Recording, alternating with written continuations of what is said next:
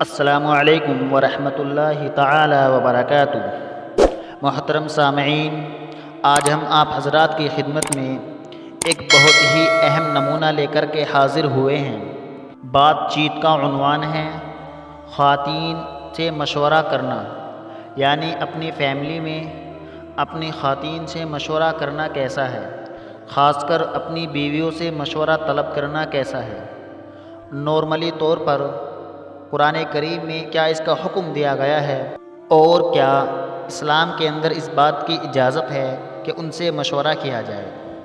یہ بات اس لیے بھی ضروری ہے کیونکہ وہ آپ کی رفیق حیات ہے، وہ آپ کی لائف پارٹنر ہیں، اور بہت سے انسان یہ تصور کرتے ہیں، وہ بیویوں سے مشورہ کرنے کو مردانگی کے خلاف سمجھتے ہیں۔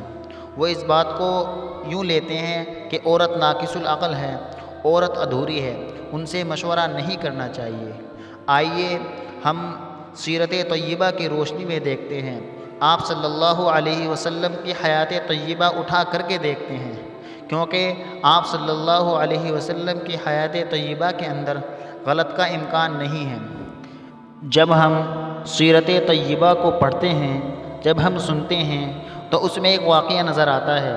صلح حدیبیہ کے موقع پر جب کفار اور مشرکین سے یہ بات طے ہو گئی کہ اب صحابہ کرام کی مقدس جماعت بیت اللہ کے لیے نہیں جائے گی اور وہ عمرہ نہیں کریں گے، اب یہیں سے واپس جانا ہوگا، تو آپ صلی اللہ علیہ وسلم نے صحابہ کرام کو یہ حکم دیا کہ آپ قربانی کر لیں اور اپنا حلق کرا لیں۔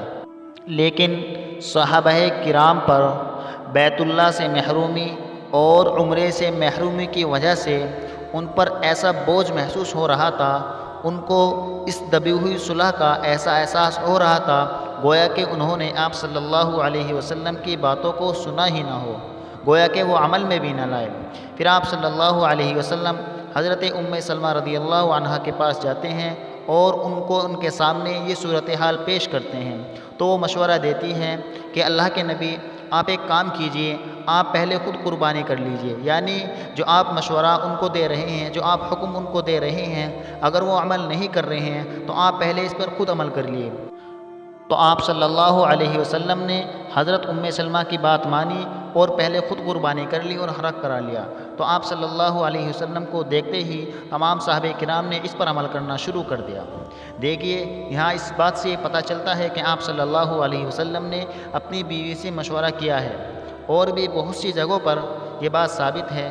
اور اس کے اندر پوائنٹ کی بات یہ ہے کہ صرف بولنے سے کام نہیں ہوتا، بلکہ عمل میں لانے کی ضرورت ہوتی ہے، کیونکہ رزلٹ بہت جلدی نہیں آتا، کسی بھی چیز کا رزلٹ ایک دم نہیں آتا۔ دوسری اہم بات یہ ہے کہ مشورہ تو ضرور کریں، لیکن اگر ان کے مشورے میں خیر محسوس ہوتی ہو تو ان کو عمل میں لائے، ورنہ عمل میں لانا کوئی ضروری نہیں ہے، اس لیے کہ مرد کو حاکم بنایا گیا ہے، محکوم نہیں بنایا گیا۔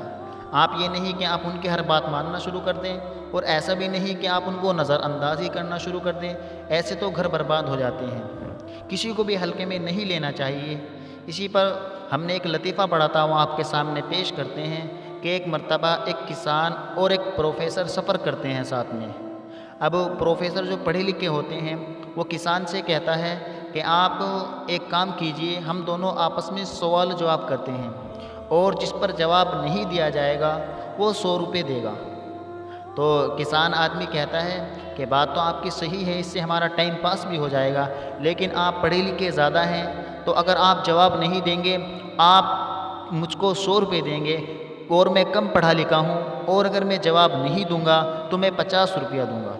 پروفیسر سوچتا ہے کہ یہ تو ان پڑھ ہے، اس سے تو کچھ پتہ ہی نہیں ہوگا، چلو ہم اس کی یہ شرط مان لیتے ہیں، لہذا وہ شرط قبول کر لیتا ہے، اور کسان اپنا پہلا سوال کرتا ہے۔ کسان کہتا ہے اب آپ کوئی ایسا پرندہ بتائیے جو زمین پر چلتا ہے تو اس کے 2 پاؤں نظر آتے ہیں، اور اگر آسمان میں اڑتا ہے تو اس کے 3 پاؤں ہو جاتے ہیں۔ اب پروفیسر ہکا بکا رہ جاتا ہے، وہ کہتا ہے کہ اس کا جواب تو مجھے معلوم نہیں۔ کسان کہتا ہے لائیے 100 روپے۔ 100 روپے دینے کے بعد پروفیسر کسان سے سوال کرتا ہے کہ اب آپ یہ بتائیے کہ یہ پرندہ کون سا ہے۔ کسان کہتا ہے مجھے بھی نہیں معلوم، لیجیے 50 روپے۔ تو اب یہاں پر دیکھیے کسان کو کتنا فائدہ ہوا، 50 روپے کا فائدہ ہوا۔ وہ پروفیسر کا تکبر، اس کی انا اور اس کا گھمنڈ یہیں پر ٹوٹ گیا۔ بہرحال اصل خلاصہ کلام یہ ہے کہ اپنے گھر کو اگر جنت بنانا ہے، جنت کا ماحول اپنے گھر کو دینا ہے، تو ہمیں سبھی کو اہمیت دینی ہوگی، پھر چاہے اس میں مرد حضرات ہوں، چاہے ہماری مائیں بہنیں ہوں، اور ان کو جن کی خاتون ہوتی ہیں ان سے مشورہ کرنا، گویا کہ انہیں اپنے قریب اور لائف پارٹنر ہونے کا احساس دلانا بھی اس کے اندر ہوتا ہے، انہیں یہ دکھانا بھی مقصود ہوتا ہے کہ ہم دو جسم اور ایک جان ہیں۔ اس سے گھر کا ماحول بھی سدھرتا ہے، اس لیے ان کو نظر انداز نہ کیا جائے، ان کو ہر مشورے میں شامل کیا جائے۔ ہاں اگر مشورے میں خیر ہو تو عمل میں لائے، ورنہ نہیں، لیکن ان کو بالکل نظر انداز کر دینا اور ان کو بالکل اہمیت ہی نہ دینا، اس سے تو گھر کا ماحول خراب ہوتا ہے، اس سے تو ہمارے گھر کا ماحول جہنم کے نمونے کی طرح بنتا ہے۔ اسی لیے ضرورت ہے اس بات کی کہ ان کو مشوروں میں شامل کیا جائے، اگر خیر ہو تو عمل میں لائے، ورنہ کوئی لازم اور ضروری نہیں ہے۔ اللہ تعالی ہم سبھی کو دین کی فہم عطا فرمائے اور کہی گئی باتوں پر عمل کی توفیق عطا فرمائے۔ انشاءاللہ تعالی یہ عمل گھر کو جنت بنانے کے لیے نہایت ہی کارگر ثابت ہوگا۔ مزید ایسی ہی اسلامک معلومات کے لیے ہمارے یوٹیوب چینل اسلامک معلومات کو سبسکرائب ضرور کریں۔ شکریہ۔ السلام علیکم ورحمۃ اللہ وبرکاتہ۔